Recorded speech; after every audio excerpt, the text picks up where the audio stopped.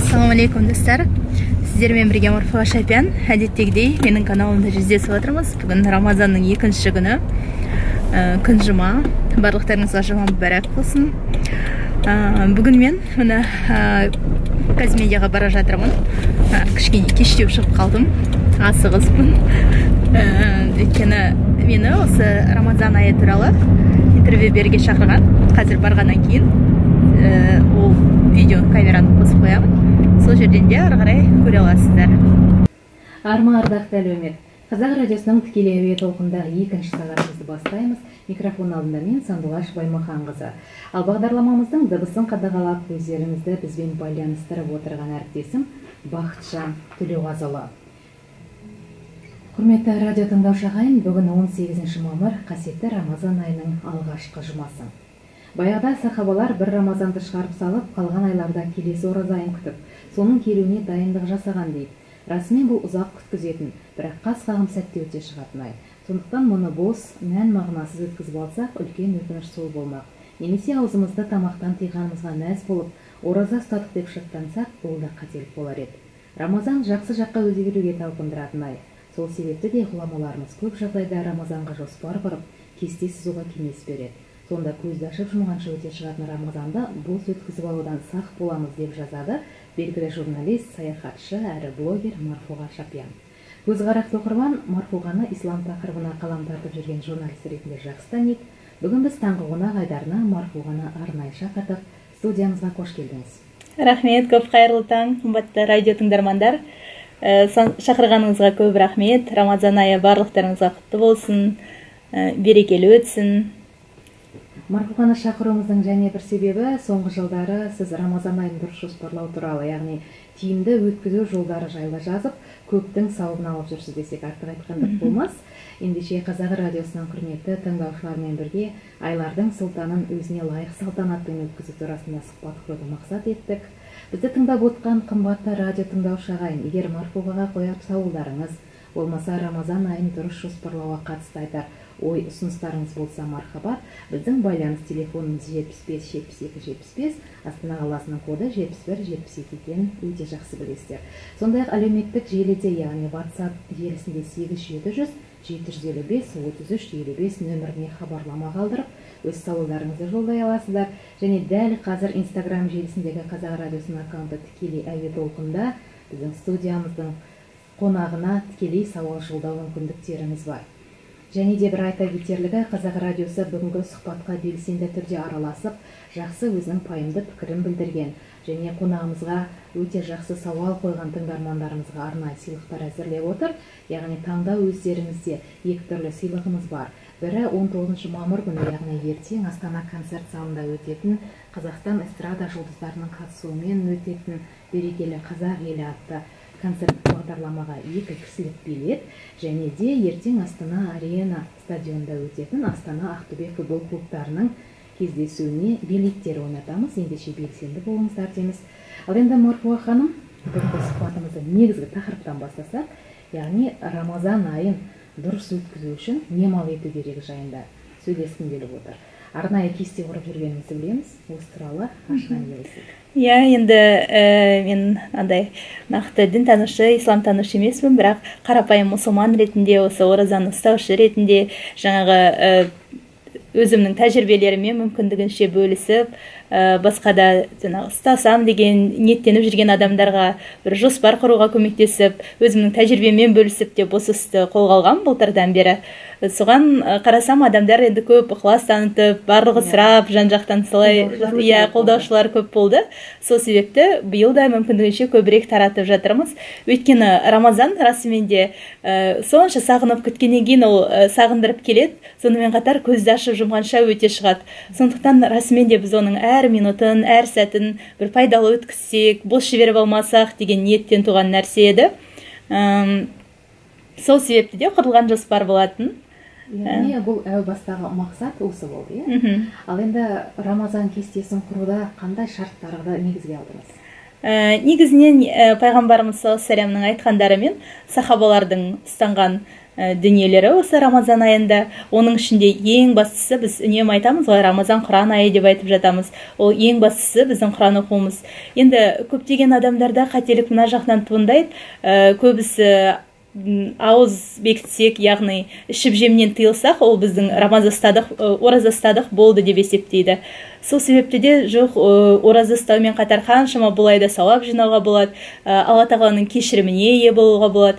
Сондықтан да мүмкіндігінше жаңағы Құран оқып, одан кейін осы айда Құран түсе бастаған ғой, сол себепті де Құранға көбірек бөлінсе деп бірінші кезекке ол Құранды қойдық.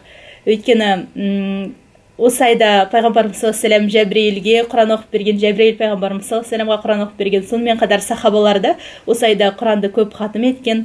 Құран оқылатын ай болғандықтан енді Құранды бірінші кезекте оқысақ деп соны қойдық бірінші кезекке. Хадис бар емес пе, ораза ұстау тек ішіп жеу мен сондай нәрселерден бас тарту емес, кәміл және сауабы бар ораза пайдасыз сөзден, уақытты бос өткізуден, өсек аяң айтудан және нәпсі амараның нәпсі дәрежесінің яғни ең төменгісі тек жамандықты қалайтын нәпсінің бүкіл бейімділіктерінен аулақ болғанда ғана болады дейді. Иә. Ал енді айтыңызшы, бұған дейін сіз секілді кесте жүргізбеген адам неден бастау керек? Ең алдымен адам өзінің мүмкіндігіне қарай, шамасына қарай өзіне кесте құрып алу керек. Мысалы, бұрынғыға қарағанда мен не нәрсені өзгерте аламын, өйткені Рамазан өзгерістің айы ғой. Адамдар бұл ай арқылы жақсылық жаққа өзгеруге ұмтылады. Осы айда жаңа әдеттер қалыптастырып, 30 күн, енді мамандар айтады ғой, 21 күнде бір әдет толық қалыптасып болады деп айтып жатады ғой, 21 күн бойы үзбей істесең деп. Енді біздің осы Рамазан айында 30 күн уақытымыз бар. Сол 30 күнде бір жақсы әдеттерді, мысалы, мен бұрын бойымда болмаған бір 3 жақсы қасиетті тізіп алып, мен осы 3 қасиетті осы айда сіңіремін, мен осы айда ғайбат айтпаймын, мен осы айда жаңа бір нәрсені үйренемін деген адам болса, бұл соған таптырмас ай. Сол нәрсені алдымен тізіп алып, жазып, одан кейін күнделікті әдетке енгізу қажет. Сонда мысалы 30 күннен кейін адам қалған уақытта да, қалған айларда да осыны ары қарай жалғастырып кетуіне мүмкіндік мол. Сол себепті алдымен сол тізім жасаудан бастау керек.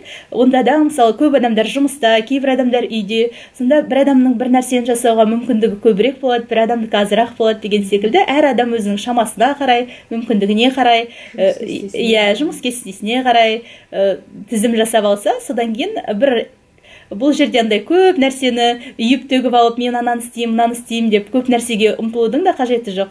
Тек мүмкіндігіне шамасына қарай, мен бір сәл де болса өзгерсем осы айда, кішкене болса да бір өміріме жақсы нәрсе енгізсем десе, сол ниетке қарай енді Алла тағала да береді. Ол бастысы енді ниет, одан амал ғой. Ең бастысы біреумен бәсекелесу болмаса, біреумен жарысу мақсатын емес, немесе мысалға Марфуған кестесі осылай екен, мен де тура солай жасаймын деген бір жарыс мақсатымен емес, өзіңді жеңу, өзгерту ниетінде, оның алғашында менде де болды. Мен андай көп таудай нәрселерді істеп алып тізіп қоятымын. Сосын байқаймын, басында алғашқы Рамазанның алғашқы 10 күнінде мүмкін белсенді боласың, одан ары қарай адам шаршайды, бәрібір адамның нәпсісі ол сондай. Сосын шаршап қалады да, одан кейін қалған 20 күнінде бір саябырлап, одан кейін қалған 20 күнінде тіпті беті қайтып қалып жатады. Сондықтан шамасының келгенінше кестеге қарап өкініп сондай болады. Құрметті радио тыңдаушы ағайын, егер біздің сұхбатқа қосыламын десеңіздер, біздің студиямыздың байланыс телефоны 75-72-75 екен. Тағы бір қайталап өткім келеді. Қасиетті Рамазан айын дұрыс өткізуге байланысты өздеріңіздің айтар ұсыныстарыңыз, ойларыңыз болса хабарласыңыздар. Ал біз сұхбатымызды Бейбіт Қошқалиевтің орындауындағы «Қош келдің Рамазанның» әнімен жалғаймыз. Қазақ радиосы қосулы болсын. Мына қазір сұхбаттасып отырмыз, мына жақта мына Сандуғаш әпке радиода жүргізіп жатыр. Мынаны өшіріп қойсам болады екен. Енді ол туралы егер толығырақ көргілеріңіз келсе, онда қазақ радиоларының жалпы сайттарынан, әлеуметтік желілерінен қарап алсаңыздар болады. Толық сұхбат сол жақта болады. Міне мен айттым ғой, жаңа радиоға келдім деп, міне радиодамыз. Қазір мына жақта радио деген жазып отырайық. Міне радиодамыз қазір. Міне Сандуғаш Баймаханқызы деген белгілі журналист, Балапан телеарнасының бас продюсері, сонымен қатар қазақ радиосының жүргізушісі. Міне сізден сұрағым келіп тұр, ораза қалай өтіп жатыр, жалпы әсеріңіз қандай биылғы оразада? Алдымен Марфуғаның бүкіл көрермендерін осы қасиетті Рамазан айымен құттықтаймын. Ораза тұтқан баршаңызға Алла тағала ниеттеріңізге берсін деймін. Биылғы ораза мен үшін өте жақсы басталды деуге болады. Аллаға шүкір, бүгін міне екінші күн, ешқандай қиындық жоқ. Әйтеуір Алланың өзі қуат беріп, дем беріп, шын мәнісінде Рамазан айына бір сағынып жеттік. Әр жеткен сайын Құдайға шүкір етіп тәубе етеміз, өйткені шын мәнісінде адамның бүкіл сауабы еселенетін керемет ай, сондықтан ешқандай қиындық жоқ. Енді әсіресе астаналықтарға, өйткені ауа райы мұнда салқын, жанға жайлы, ыстық емес, сондықтан Алланың өзі жәрдемдесіп тұр. Құдай қаласа, енді бүгін тек екінші күні ғана ғой, асылық етпейік. Құдай қаласа, алдағы 28-27 күнді де дәл осындай жақсы көңіл күймен, күш қуатпен, дұрыс атқарып, сансыз сауапқа кенелуге жазсын деп тілеймін. Әмин, айтқаныңыз келсін, көп рахмет. Сұхбатымыз бітті. Мына, әмин, түсіріп жүрген ғой. Мынау ненің іші, Казимедианың іші, міне осындай, міне. Осындай, осының ішінен міне бүкіл Қазақстан, Хабар, басқа да Қазақ радиосының ақпараттары тарайды. Күн батуға санаулы минуттар қалды. Міне Астананың аспаны осындай әдемі. Жалпы маған Астанада ұнайтын бір жер болса, ол аспаны. Біз қазір тағы да әдеттегідей такси ұстап тұрмыз. Ауызашарға бара жатырмыз. Әпкем қонаққа Ауызашарға шақырған, сол үйге барамыз қазір. Таксиге отырдық. Жалпы бүгінге былайша айтқанда сіңлім ғой, жартып етін. Бүгін біз негізі сәресіге ұйықтап қалдық. Содан қалай болғанын өзіміз білмейміз. Сіздерде де болған шығар, иә, сондай сәресіге ұйықтап қалатын кездер. Егер болса, ол туралы міндетті түрде комментарий жазыңыздар. Сөйтіп енді Ауызашарға асығып бара жатырмыз. Жалпы өздеріңіз де білесіздер, Ауызашарға асығу сүннет, пайғамбар алейхиссалам сүннеті. Бізде асығып бара жатырмыз. Енді бастысы кешігіп қалмасақ болғаны. Сәл-пәл пробка бар сияқты.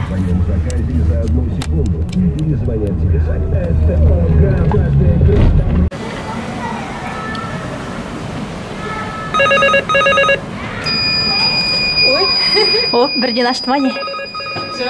Ашылып кетті. Лифт көтеру керек қой. Жел. Далада жел орамалымды әбден ұшырды. Бізде карточка жоқ, енді көтеріп алатын шығар деп үміттеніп тұрмыз.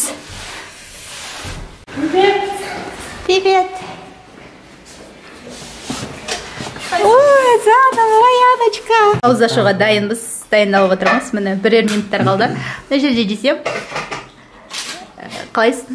Қалай? Әсер қалай? Екінші күн оразаның қалай? Екінші күні уже үйреніп келе жатырмыз. Ауызаша деп отырсың ба? Міне дұғаны оқиын деп отыр. Алдына қойып тұрып. Сол, қазір ауызашамыз. Ауызашек. Иә. Ауызашек деп отырмыз. Қазір. Міне суымыз дайын.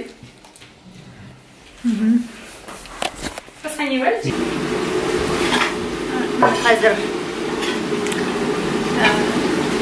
табақ күтіп отырмыз. Міне дастарханда тарелкалар қойылып жатыр.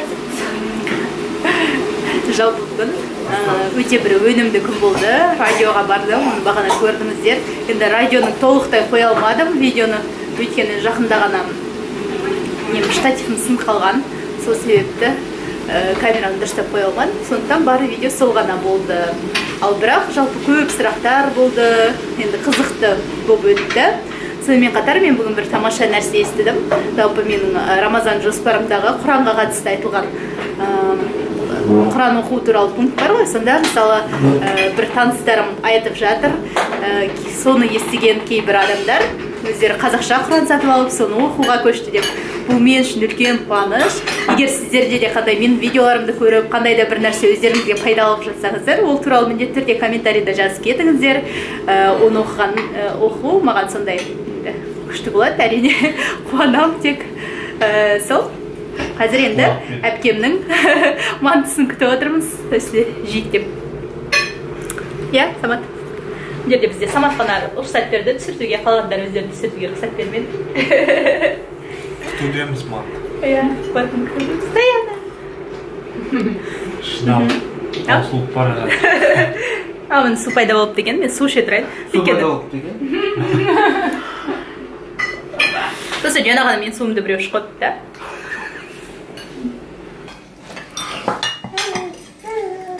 О, міне манты келді. Кеше манты жемегенім жақсы болыпты. Барлықтарыңызға ас болсын. Оразаларыңыз қабыл болсын. Сіздер қандай тамақ әзірледіңіздер бүгін кешкі ауызашарға? Сол туралы жазыңыздар. О, менің сүйікті ірімшік пирогым. Творожный пирог, былайша айтқанда сіздерге қазақша айта қояйын деймін.